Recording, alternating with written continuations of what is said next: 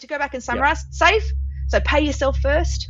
Buy assets. Once you've filled up that buffer fund, whatever's left over, put that into assets that are going to pay you so that you can then work less and become time rich. And then avoid bad debt if you can. That's borrowing to buy liabilities. That's it. In 1837, Horace Mann created the education system, a system at the time designed to pump out factory workers and professors. The same system that is still being used today in the 21st century. Now, Mann's system is backfiring. We are being moulded by the same industrial system that has existed for close to 200 years. That system delivers us into a digital economy that has no need of our outdated skills. This isn't our teachers' fault.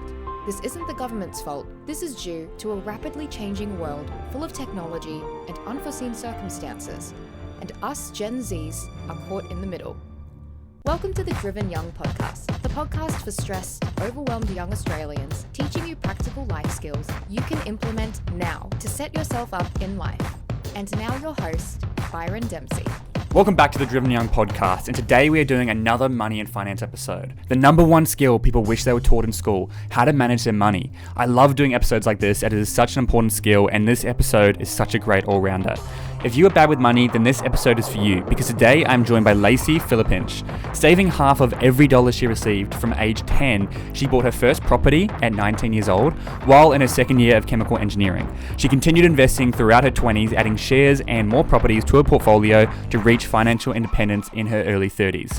This isn't rocket science, guys. She didn't earn any more money than you. She didn't earn any more money than your parents. She didn't invest into crypto or anything fancy that just went crazy.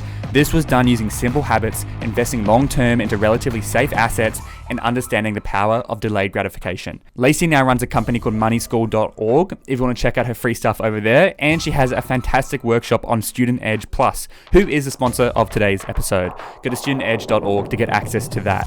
As per usual, please DM me on Instagram if you enjoy the show. Make sure you leave a review on Spotify and Apple Podcasts. That really helps me out. And all the links to my projects, my books, my everything that's happening are in the show notes below and on my Instagram and TikTok bio.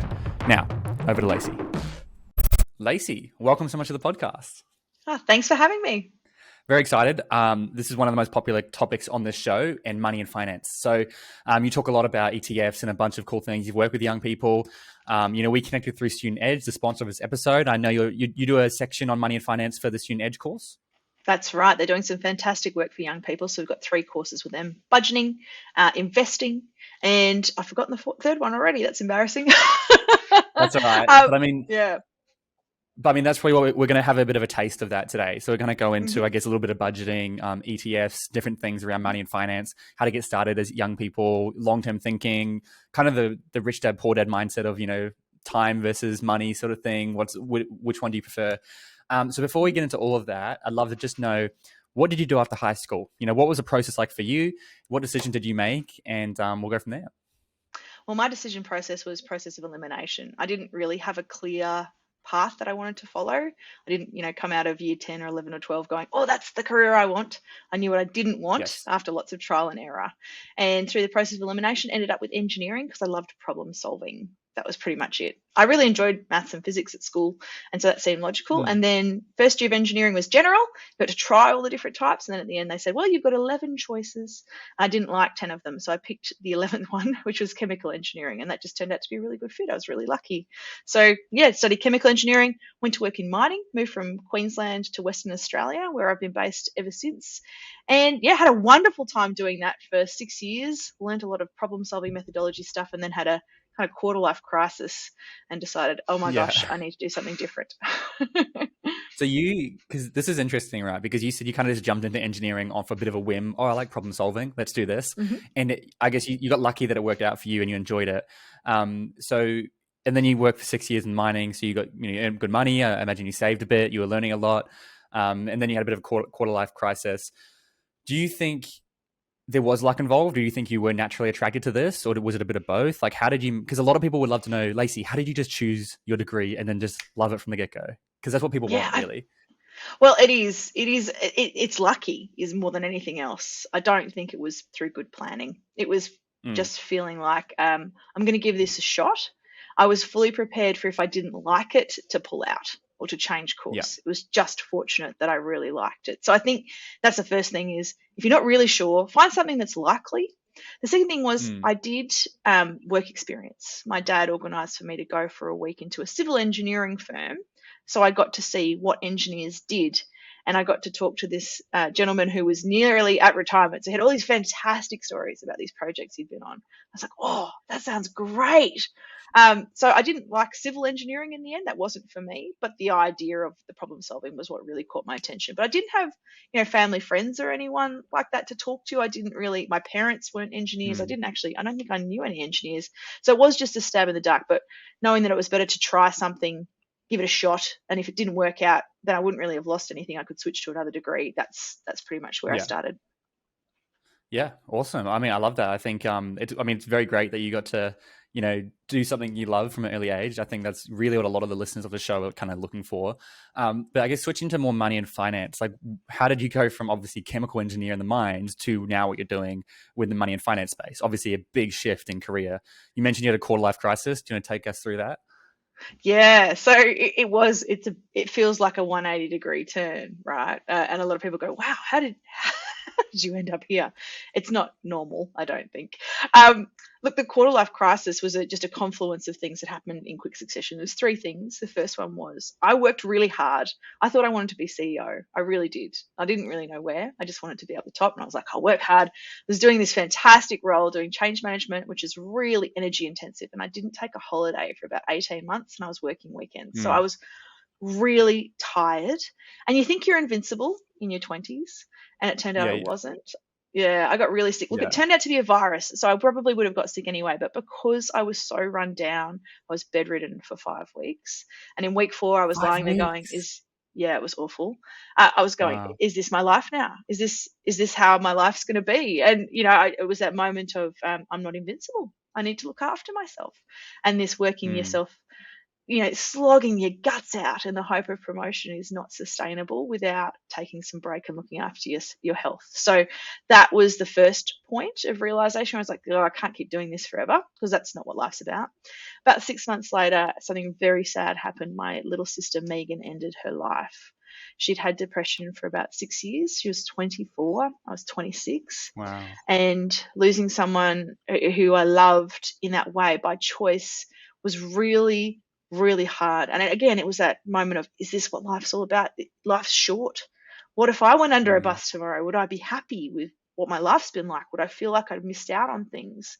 And I think that's just one of those things that happens when you lose someone you love. You have that introspection of what's important to you. So that on the back of getting sick, sort of was like 2 signs from the universe. And then the third sign was I got promoted. And I thought getting promoted was going to solve all my problems. I got promoted to superintendent. I was still quite young, still 26. That's young to have a team and to manage people that were twice my age, as well as a lot of apprentices. It was an interesting job, but I thought it was going to make me autonomous. It turns out every level you go up in a big company, you're just more meat in the sandwich. You don't ever get to set the agenda, really. And so that was like I've been promoted. I thought this was going to fix everything. So those 3 things made me go, well, this is silly. So I didn't decide necessarily to go into financial education straight away. I decided to resign and redesign my life. And I'd read The 4-Hour Workweek, which is a very popular book by Tim Ferriss, and had heard about mini retirements. And I thought, that sounds great. So for 3 years, I would work 6 months over winter and have the 6 months of summer off with my partner. We'd go live down in Margaret River, which is south of Perth. It was fabulous. And all my friends were going, how come you can afford not to work, Lacey? This is not fair. And of course, it was because I had started saving half of every dollar when I was 10, started investing when I was 19. I hadn't quite reached financial independence yet at that point, but I was well on my way, starting to earn some passive income, and I had an impressive amount of savings. And I said, well, what have you all been doing with your money? When my mates were asking, they're like, well, we've got car loans and credit card debt. I was like, I bought assets. And that was the first time that I realized that not everybody had that. Appreciating assets. Yeah, exactly. Things that go up in value and pay you an income. And it was just luck that, like, I won the ovarian lottery. My mum taught me, and not everybody else has got a mum like mine. So that's where money school came from. And that was where I kind of found that purpose of, look, everybody just needs to know these basics. None of it's hard. None of it's really complicated. There's just a few fundamental principles. And if we can get all young people to learn about that, I am thrilled about the idea of young people feeling empowered, having more time available, not exchanging their time for a job that maybe they don't love, but going and working on these passion projects and these big problems. We need young people working on the big problems. And I think that's the way we're going to get people there. Yeah. Oh, I agree. I love that. That's very similar to, I mean, I always talk about that. Like, I was lucky to have parents that they didn't harp on about money and finance, but they have definitely, they've never had a brand new car up until like 3 years ago. And even then my mum got it through the business because it was under $30,000. And so I've really had that mindset of, while not invest, don't be foolish with your money. That's kind of the mindset I had. And I got into investing and I'm learning about that stuff. And it's crazy because it's like you were saying, when were you 25, 26 when you had that conversation with your friends?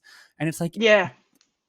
If you've been working for a long time and you're investing all of that time, the whole Richest Man in Babylon, which is a great book, all about saving 10%. And there's no sneaky investing or anything. It's super simple, just saving 10%. That compounded over 6, 7, 10, 20, 30 years can be absolutely game changing. And exactly. I mean, you're right. If we can get this message across to so many young people, I honestly think you could change the entire environment of Australia. Be delightful. I really get excited about the thought of young people being able to choose how they spend their time earlier in life. It's got huge potential. Amazing. Well, I mean, that's the why. There's a very powerful why that we've seen from you, which is awesome. But I guess going into the how, like, what do you teach at your workshops and, on the Student Edge course? You mentioned budgeting and stuff. How do you begin? Yeah. Like, what is the first thing you want to get across to young people when it comes to money and finance? So look, there's only 3 rules, I think. Most of the, you've talked about The Richest Man in Babylon. We've got The Barefoot Investor. We've got Rich Dad Poor Dad. We've got some fantastic books. There's lots of education out there. A lot of it can be quite prescriptive, like you must save X percent or you must buy this particular investment. I'd like everyone to think of it more as a choose your own adventure story. And I think there's really only 3 basic rules. The first one is save. So if you think about the Student Edge courses, this is the budgeting one. Don't overspend. That's it. In has to be bigger than what's out. And really, I tell people you need to be paying yourself first. See saving as paying yourself first. So that's the first thing. Yes. Now, the percentage, up to you. If you want to go to the saving Olympics, the winners would be like the people who save more than 90% of their after-tax income. There are those people out there. They're aiming to get to financial independence in like 5 years, and they're living really frugally. And then you've got that 10% down the other end. Yeah. What I would say is when you're young, you can save a big percentage because you're not paying rent, you're not paying for a car, you're not paying for all this stuff. And so you're in a position where you should be able to save very comfortably at least 40%, in my opinion, depending on your scenario. But I think most people can aim for 40%. We teach the minimum needs to be 10%, but the higher you can go, the better. Exactly. And honestly, it becomes a habit, right? So I started saving half of every dollar when I was 10. I don't even think about it now. It's not even in my brain. It just happens. But I think the secret with saving is automation. Yeah, I still save half. It's just a habit. Wow. It's just what I do. Yeah. Well, wow. You get to a point where, like I've been doing it for 29 years, right? Like, but I do think automation is the secret with it. Saving doesn't have to be like diet and fitness. You don't have to do this every day. You can set up your system so it's automated, so your paycheck comes in. And if you've got a company that'll let you split your pay, you send it off to that savings account straight away. So you can't even see it. But if not, do an automatic transfer. Have that account isolated so it's hard to get to, not connected to cards.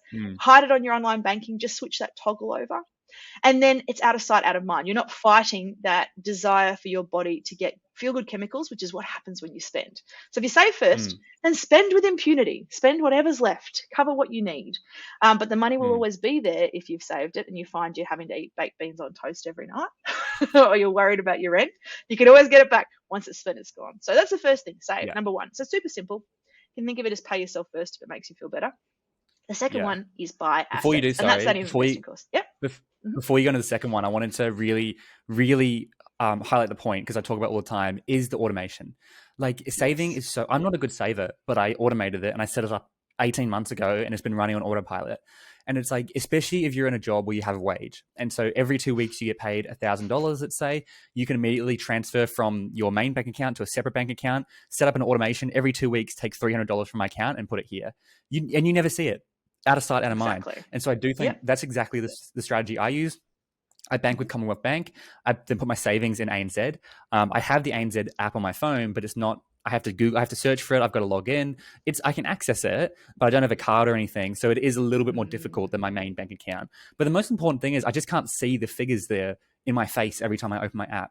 So I think that's a really big one. At bare minimum, create a separate bank account. The next step would be create a separate bank account with a separate bank, because that's when you can really start to send off your money into different directions. And if you get paid, different amounts each week, then you might have to do it manually. And that's just, some time you've got to set aside. But if you can automate it, that is a massive game changer. Exactly. And I think that point about having it somewhere where it's not automatically connected to your normal spending accounts is that you're creating like a short circuit. So I go, oh, I want to spend some money. If I want to get that amount out of savings, I've got to think about it for a moment. Like you said, I've got to download that app, or I've got to go physically into the bank, or I've got to click unhide on my toggle. It's just what you're trying to do is create a circuit breaker that makes you go, is this wasteful or is this purposeful spending? Am I doing this for the right reasons? That's what you're trying to do. It's too easy these days when it's in your main spending account to just tap and go.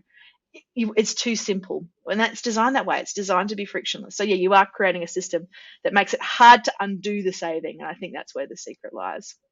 Yeah. Absolutely. But I mean, yeah, that's step number one. And again, The Richest Man in Babylon is a great book that teaches you the mindset of like saving half of every dollar, or in The Richest Man in Babylon's case, I think it's just 10%, like 10%. Yeah.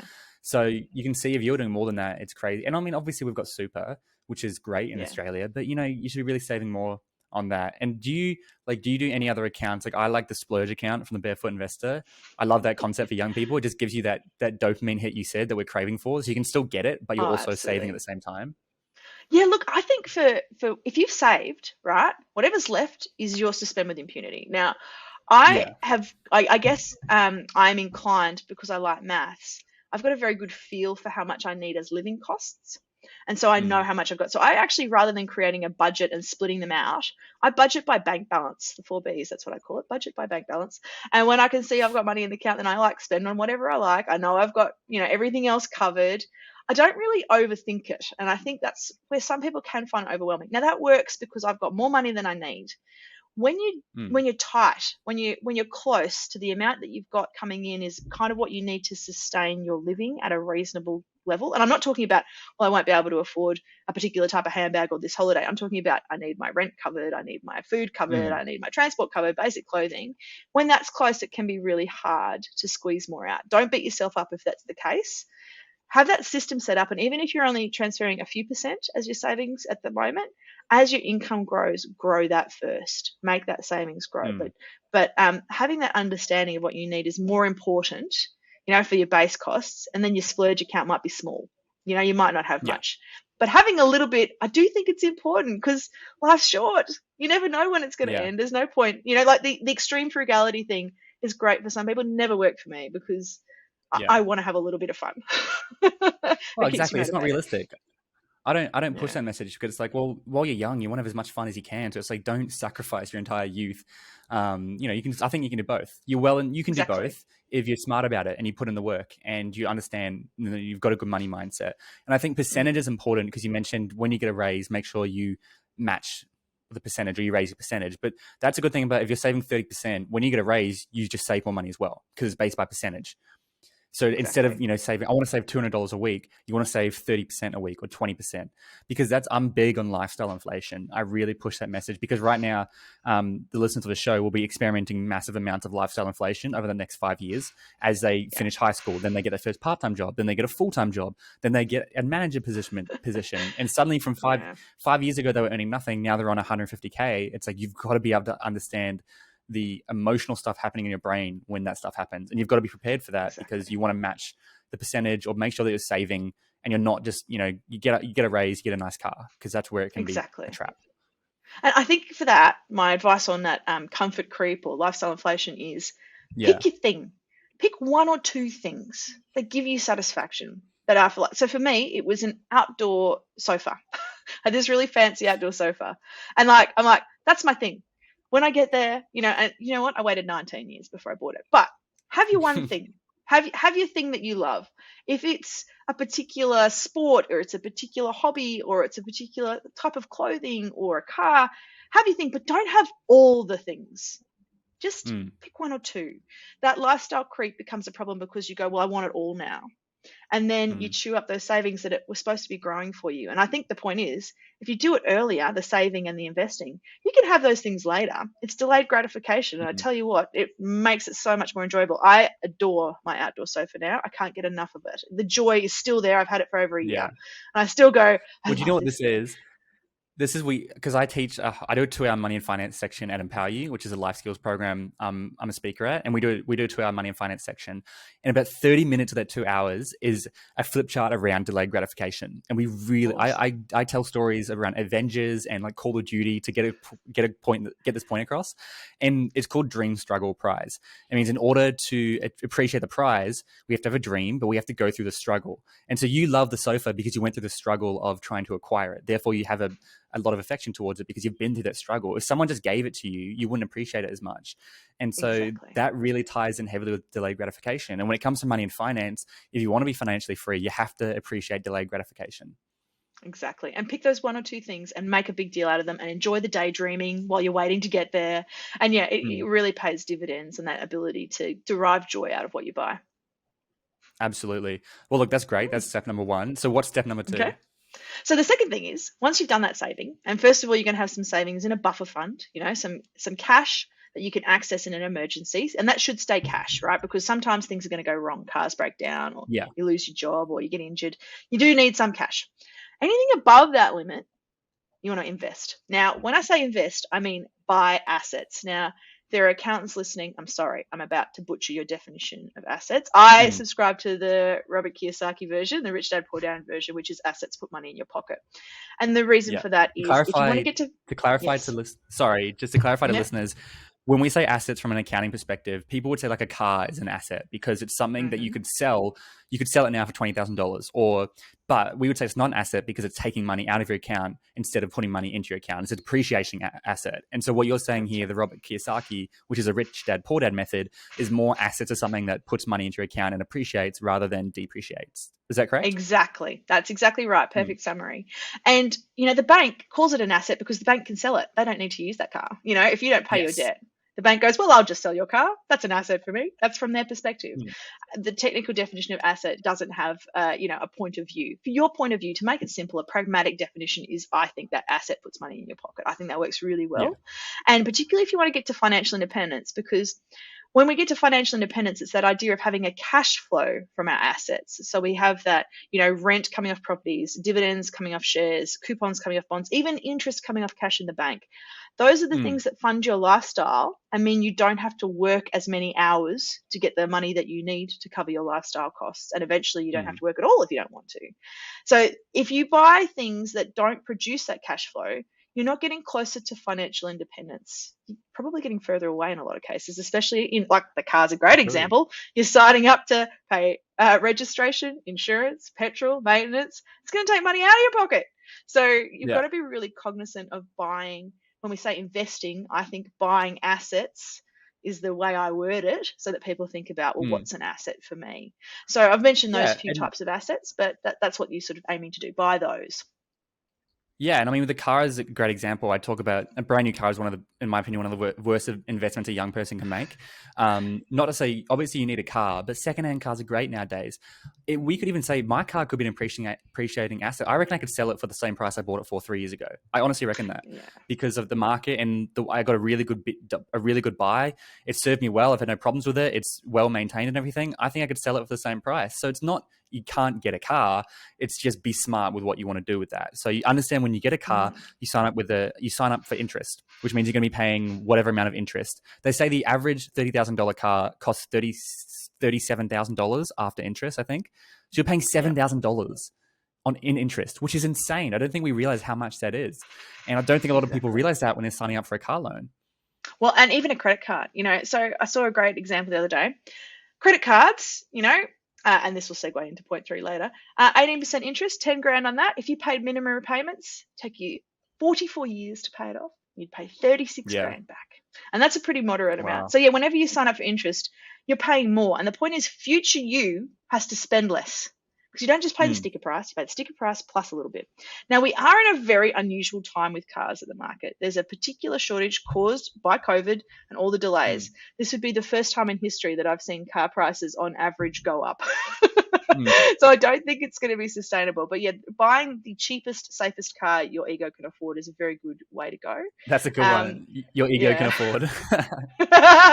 Yeah, so I'm pretty happy driving anything that's got decent airbags and my kids are safe in. That's cool with me. Doesn't have to be flashy. But that said, there are going to be people out there who derive a lot of joy from cars. That's fine. If Mm, that's your thing, pick your thing. Budget for it accordingly, but yeah. don't put it into your independence assets. It's not a Mm, financial independence asset. It's part of your spending. You need to treat it accordingly and make it part of your budget. absolutely. So you spoke about appreciation. You kind of listed them off really quickly before. You listed Mhm. bonds, dividends, ETFs, all that sort of stuff. What are the main ones you recommend young people start to look into when it comes to investing?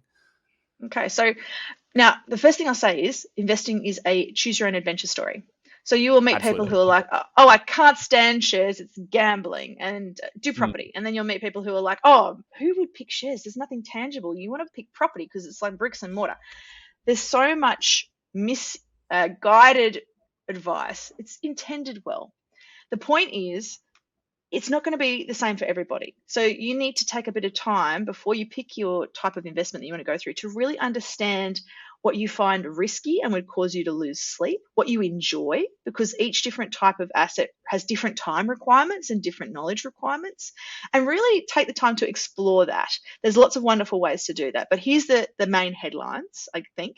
So the safest option, nothing's ever 100% safe, but the bank of course. does Yeah. have a guarantee at the moment because the government will guarantee up to $250,000 in the bank if we have a financial collapse, unless bail-in Mm, laws get exercised, and let's hope that doesn't happen because we're really in the poo if that happens. mm. But putting cash in the bank, earning interest is like, it used to be term deposits. When I was a kid, I was earning 10% interest. You're now lucky if you can get 1%. It's still money you Oh, didn't I have mean, to you're exchange a losing money time. right now. Yeah, well, Yeah, with you're losing inflation, you money right now. effectively are. Yeah. So it's a bit Exactly. depressing. But if interest Mm, rates come up, and remember, that's how superannuation was designed. In the late 80s, interest rates were 15% on your savings. So people could just save 600 mm, grand and then they would live off, a decent 40 grand a year. They did a great job off that. It's not really feasible mm. now. And that's why people say, although cash is technically going to generate an income for you, it's not going to do it very quickly. It's going to take a very long time, but it is considered the Yeah. safest option. Then you've got bonds. So bonds is where instead of you putting money in the bank, you become the bank for somebody else. So it's usually a government or a company, but it's a way that the governments or companies raise capital. They issue basically a promissory note. It's like a debt. And they say, we'll pay you back that amount. So you loan them $100. We'll pay you back the $100 at this certain time later on. But in the meantime, we're going to pay you coupons, which is like interest. It is considered to be a relatively safe option, depending on who Mm, it is, of course. You can imagine if you wanted to loan something to, say, a government that was likely to go through a coup, you might not be considering that very safe. In Australia, mm. less likely, I would suggest. We might have some voting upheaval, but less likely to have a coup. But in companies, it's the same thing. You want to be a bit sensible, but you get these coupons paid, and they can be once every 12 months or once every 6 months, and that's the cash flow that you get. Now they're usually a bit higher than interest rates, but less than, say, the share market would give you. And that's, I guess, the third Yes. option that most people are very excited about, and I would be too if I was a young person, because investing in shares doesn't require debt. You can start with as little as a few $100s. And yes, I know there are apps out there Mm, that allow you to start with tiny amounts of money. I would suggest it's worth trying to find ways for you to control the shares that you own rather than going through those apps, and maybe aiming to save $500 and starting there. The reason why mm. $500 is okay now is because there's limits on what you can do on certain transactions in different platforms, but also because brokerage, that's the fee that you pay whenever you transact on a share, when you buy or sell it. We're not yelling down the phone Mm. anymore. It's not the 1980s, buy, sell, sell. We're not paying a human. Yeah. It's now tiny amounts of money, very cheap to trade. So it used to be, well, you didn't want to trade anything less than, say, $10,000 worth of shares because you're going to pay a few $100s brokerage. Now it's less than $10 brokerage. You can buy a small parcel Yeah. of shares. And that's when you Because it buy was a all piece of the automated company. through software. Yeah, exactly. So we don't have any of this buy, sell, which is lovely. Mm. But, poor To stockbrokers, they've got to clarify, do all the the fun buy, stuff. but if you've seen Wolf of Wall Street, that's the buy, sell, Yeah, sell. That's like you call up your exactly. broker, you say you want to sell this. It costs you a few $100s just to sell that, which is why you're not, because that person then has to log it and track it all. Whereas now it's just done automatically through software, so you pay much more minimal fees, which is exciting Exactly. because it means now the everyday person can get in the stock market instead of just the wealthy. Exactly. And you don't have to save up massive amounts of capital. You can buy a few shares each month. It's much more feasible. It's kind of like a savings strategy rather than this save up a big wad of cash and buy. And of Mm. course, when you buy shares, you're buying a tiny piece of a company. And what we hope is the shares are going to say, well, the company's going to say, hey, thank you for being a shareholder. We've had a profit here. Have some of the dividends. That's the sharing of the Mm. profits back with the shareholders. And of course, there's lots of Mm. different options with shares. You can buy an individual company. You can buy an exchange traded fund or listed investment company, which is where you buy like one share and then you kind of own a tiny piece of all the shares that are owned by Yeah. that organization, whether it's a fund or a company. Yeah. And so it's Do a you know what I use? diversity strategy. Yeah. Do you know what I use for that? And feel free to use this. This is an Mm-hmm. original of mine. Basically, Uh-huh. if you were to buy like one share from a company, it's like going to a party with like just a Mars bar and you just hand out Okay. Mars bars. And what if people don't like Mars bars, then you've stuffed up. But if everyone loves it, then you look like a hero. Whereas Mm-hmm.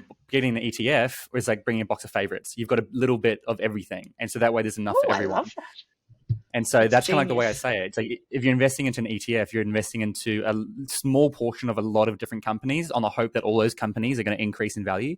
And it's usually typically a bit of a safe option because if one company tanks, you haven't lost all your money. But also it means you probably won't make quite as high of a return. And so it depends on your Mm. appetite and what you want to do as an investor. Exactly. And how much time you want to spend in researching. Being able to pick a low cost exchange traded fund, and that's part of the key to making that work, is that exchange traded funds, the really good ones that are out there, have very low fees. So you're not paying a premium for someone to manage that portfolio. You're just paying a small Mm. fee.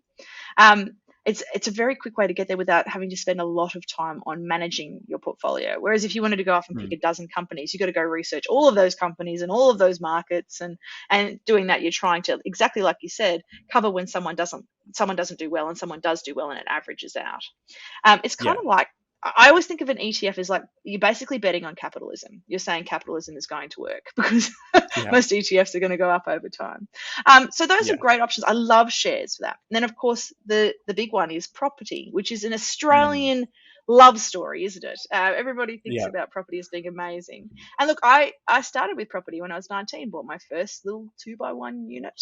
And it was the beginning of my financial independence journey. I just had very good timing. It was back in 2001, and I got in just before a boom. And it was, the property price doubled in under a year. That's just luck. That wasn't by design. Um, Mm. I feel very fortunate. And of course, we see house prices going all over the place. The important point for, I think, young people thinking about investing in property is that it requires taking on debt most of the time. Not many of us are going to be Mm. able to save up a couple $100,000. We're just going to have to save up the deposit and then take a loan. And so you'd want to be very confident that you're able to meet that debt commitment, whether by letting out, renting the property, or through Mm. having a very stable income before you do it. But that said, it's still a great option. I just would recommend people focus on the asset increasing in value and getting the rent, not on the negative gearing. We've got a really weird mentality in Australia. It's unusual. I haven't seen it anywhere else, where we love negative gearing. We hate tax. Paying tax means you made money. If you've got negative gearing, it means you lost money. Mm. Except when you've got the theoretical depreciation being a big part of that. So I think it's really important that you really understand how the property is going to make you money before you commit to that. Still a wonderful vehicle, and still accessible for young people. Absolutely. And did you also explain what negative gearing is, like, really quickly? Because I feel like this is something Yeah. young Australians hear all the time. My parents tried to explain it to me. I've only feel like now I've just got a comprehension of what it actually means. Did you want to take us through how you explain that? Yeah, sure. So when you buy a property, it has a lot of costs with it, right? You're going to pay the mortgage, probably. You're going to be paying rates, insurance. You're going to be paying for water, all that kind of stuff. The cost of Mm. owning that property is quite high. But then you've got the income that comes in, the rent. Now, generally, what we're aiming for with financial independence is you want that rent to be higher than your costs. At the Yes. beginning, the mortgage is usually the highest cost. What often happens, most people when they buy a property, is what's called negatively geared, which means that the costs are higher than the rent coming in. Now, Mm. on that, costs can also be depreciation. So when you buy a new property, you often have a big loss that's not real. It's just this theoretical depreciation. But for established properties, it's real money. You've paid that money out. You've paid out that mortgage. You've paid out those rates. You've paid out that insurance. And if your rent doesn't cover that, where did the gap come from? It came from your pocket. Now, to incentivize people to buy investment properties, the government introduced this negative gearing policy, which is if you spend more than you made, you can take that loss because it is a loss, it came out of your pocket, off your taxable income. Because we have marginal tax rates in Australia, the top tax bracket is the highest rate you pay. So if you're at the very top at the moment, you're paying 45% plus 2% Medicare. That's a lot of money. So people get really excited about getting some of that money back. The thing is that over the life of a typical loan, 30 years, that negative gearing, the amount you get back might only be 1 to 2% of the total cost of owning the property. Feels really exciting when you get it. But what you really want to do, if you're doing it for financial purposes, like to be able to be independent, is to own the property without debt and then make money off it, because that rent that you're going to make is money in your pocket that then substitutes your income. So what you actually want is a positively geared property. Now, as I said, most properties tend to be negatively geared. Yeah, and the reason they're negative gearing is because it lowers their income, correct? Which means they pay less tax. That's right. Yep, you get that tax refund check. To clarify, because this can be quite complicated if this is a new conversation. So you were saying high income earners in Australia have to pay 45% tax, which means they're almost paying every dollar they earn. They have to pay 45 cents for every dollar to the government, which is huge. Yeah. And so these people are buying properties and they're losing money on their properties. They're negative gearing it. On the balance sheet, they're losing money, but really they're not. They're negative gearing it, which makes their taxable income much lower. So they might be in a different bracket, paying 30% tax now, which means that they've still got the appreciating property, but they're negative gearing it and they're paying less tax on their income. Is that right? That's right. And now remember, because we've got a marginal tax rate, you're only paying that 45 cents on the money you made over $200,000. So a place where negative gearing makes no sense, for example, is if you're under the tax-free threshold, which is $18,200. Negative gearing doesn't matter because you're not paying any tax. You're not getting anything back. You definitely want a profitable property. But it's very attractive to people who are in that high tax bracket. And because that reduction, the loss comes off the top, not at the bottom, it comes off that top. Once you're up to those high levels, people get very excited about it, because it does feel nice to get some money back from the government, especially because, like, thinking about if you're earning over 200 grand, you'd be paying a lot in tax, tens of thousands of dollars. Absolutely. Anything you can get back feels like a bonus. Well, the cool thing, what you said there about marginal tax rate, just so to clarify, when I said you pay 45 cents per every dollar, you're only doing that over the tax rate. So do you want to explain it? I don't know how to explain this too well. I should learn how to explain it better. So the principle is that we don't want people who don't make a lot of money to pay a lot of tax, do we? Because they need that money. No. So if you're not earning much, right, it's not fair for you to be paying for all the roads and the hospitals. Whereas if you're making a mozza, you're making $1 million a year, it's a pretty reasonable expectation that you would contribute more tax. That's the principle of marginal tax rates, right? We don't want to punish people on low income rates. We don't also want to punish anyone on a high income rate, but we do say you are more capable of paying more tax. And we do rely heavily on income tax in Australia. We are one of the most heavily reliant nations on it. It's something like, it's more than 50% of our budget comes from income. It's insane. We are, I think it's either the first or second most reliant on personal income tax to fund our government budget, right? So that the government needs that money. We've got an aging population. They've got to cover hospitals. They've got to do public housing. They've got to do roads. They've got to do schools. They've got so much stuff they have to provide. So they rely on that money. Rather than saying to everybody, it's a flat rate, you're going to pay 6%, which I think is what it is in Ecuador or something like that. 6%, everybody's putting in 6%. That wouldn't be very fair, right? If someone's on a very tight budget, they're earning 10 grand a year and you say you put in 6%, and then also the millionaire over here, you put in 6%. Not really fair. So the idea is to have these brackets. Whichever bracket you fall into determines how much tax you pay. So the first 200, so 18 grand, is tax-free. Yeah. Basically, if you're earning 18 grand or less, you don't have to pay tax. Once you get above that, you start paying marginal rates. Now, I think there's 5 brackets at the moment. The first one's like 19%, and then it goes up to 32, and then it's 42, and then 45. So it increases as your earning increases. But the idea is that only applies as you go up. So if you're within that 19% bracket, you still don't pay any tax on the first 18 grand. You only pay tax on the difference between that 18 grand and the 45,000 upper limit on that 19-cent bracket. So it's not like so that's why when you're trying to work out what your personal tax rate is, it's not an easy piece of maths because you've got these little brackets in there. There's great calculators for that on the ATO website. I was about to say, and use their tax calculators. Like, because I think I used to think this: if you're earning $200,000 and you're paying, let's say, I don't know the exact numbers, but let's say it's 40%, which is pretty big, right? Or let's say $250,000, you're paying 40%. You're only paying 40% once you enter into that bracket. So you're still paying. Is that correct? So you're still paying right. like all these different amounts. So it's very difficult to calculate. You'd have to know a lot of formulas, or you can just Google tax calculator and just plug in the numbers. But that's where it's like that you pay within each bracket. So you're not actually paying 40 cents to every dollar, only when above the 200,000. In the next bracket, you're paying 35 cents for every dollar. And then the next bracket, you're paying 25 cents or whatever it is in your country or wherever you are. That's how our system works. Yeah, that's right. And that's why it's designed that way. You're trying to only as you get those upper limits. But I think what people get upset about and they go, well, I don't even really want that pay rise because that's going to put me into this tax bracket. If you pay more tax, you make more money. Okay. Yes. See, it is just a rite of passage. So legal minimization is fine. Avoidance, not worth it. Okay. So don't fall for the Australian obsession of trying to avoid tax. Pay what you legally have to pay.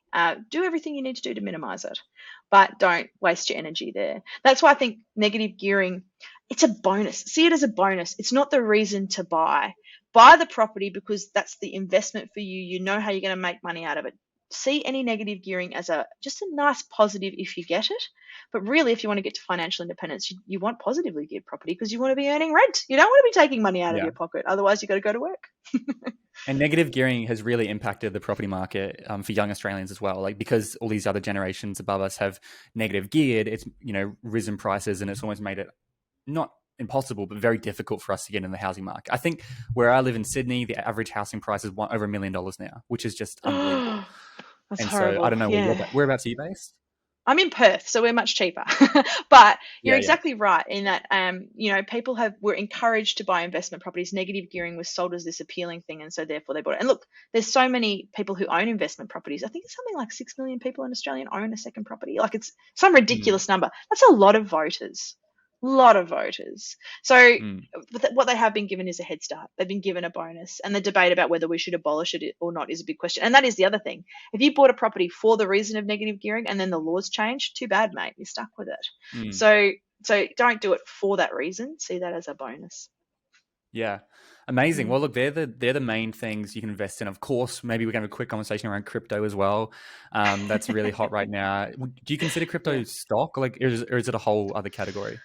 Look, I personally don't. There's so much debate about where it fits. It's still not clear whether it is. I personally think it's a money market asset like any other currency.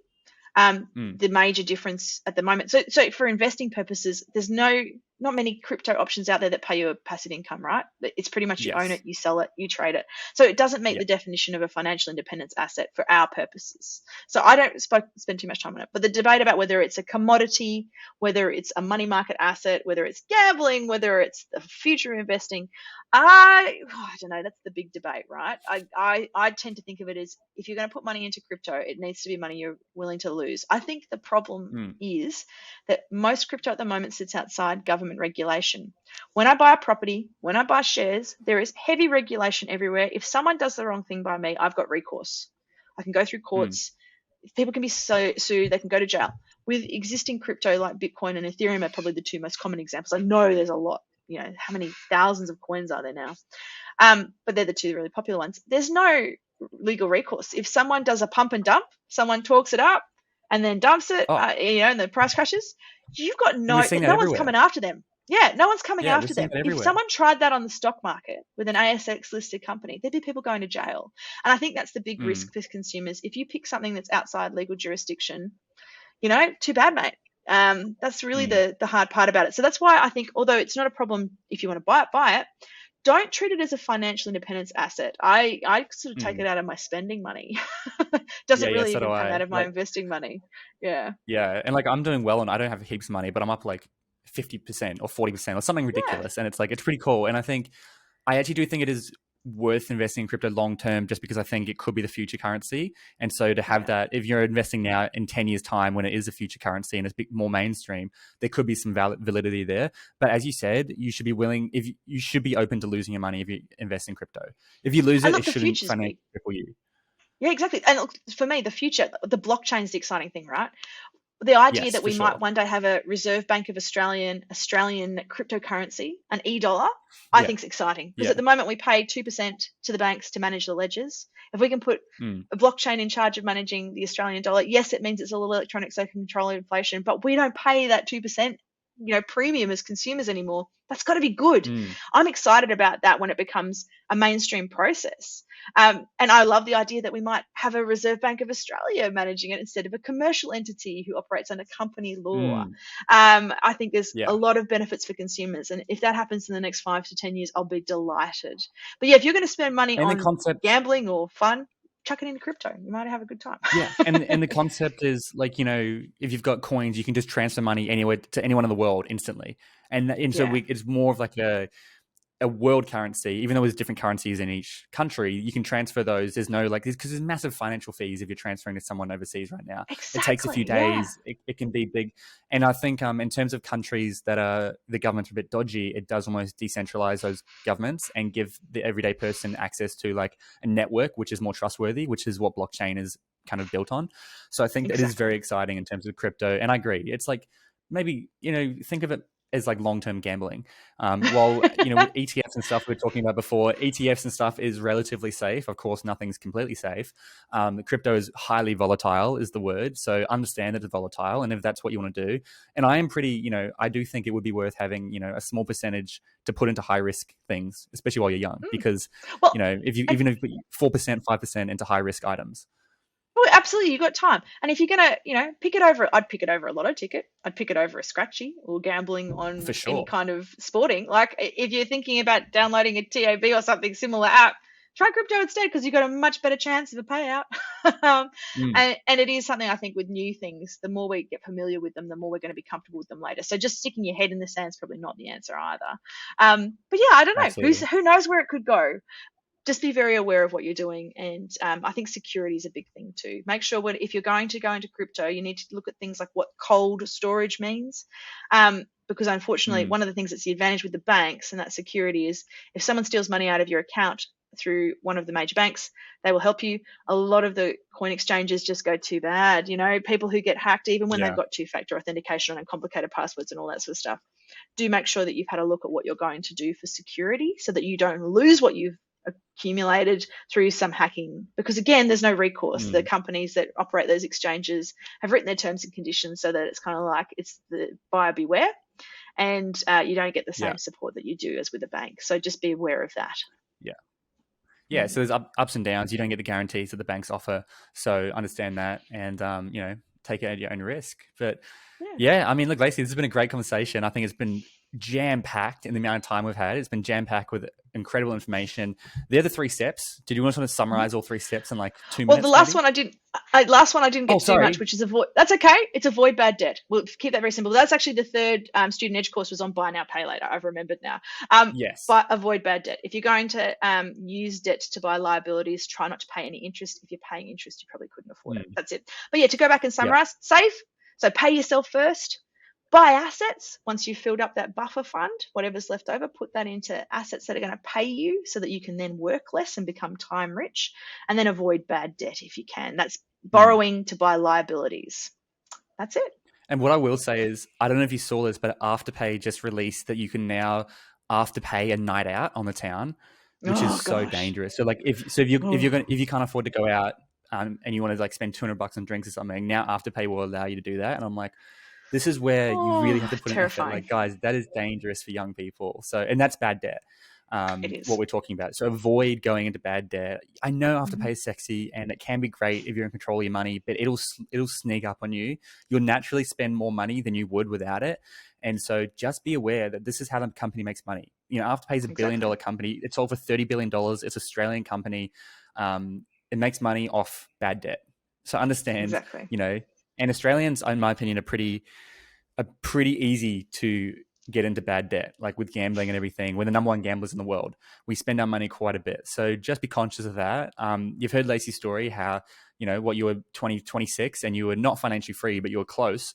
And, it's not that hard. It's just delayed gratification, following the steps you said and putting in the work. Exactly. And recognizing that it will take everybody a different amount of time. If you haven't started yet, that's okay. My mum started at 49. She got there at 63. It's never too late. But the sooner you start, the sooner you get that power of compounding on your side, the sooner you become time rich. And then you can go solve all our problems, which is what we want you to do.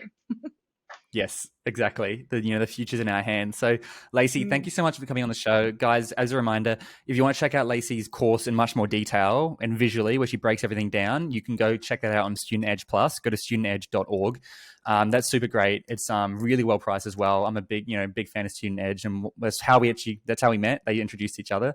But before we jump off, where can people find you if they want to find out more, come along to your workshops and see more about what you do? Where's the best place to go? Moneyschool.org.au. If you just Google Money School, it should pop up. Come and say hi. I've got a free course for anyone who's struggling with debt. Okay, so if anyone on here has gone, this sounds great, Lacey, but I'm in debt, please start there. Free course, how to get out of debt. That's my favorite one to promote. Awesome. All right, guys, go take advantage of that. Make sure you reach out to us if you have any questions. But otherwise, Lacey, thank you so much for coming on the show. Thanks for having me, Byron. I've loved it.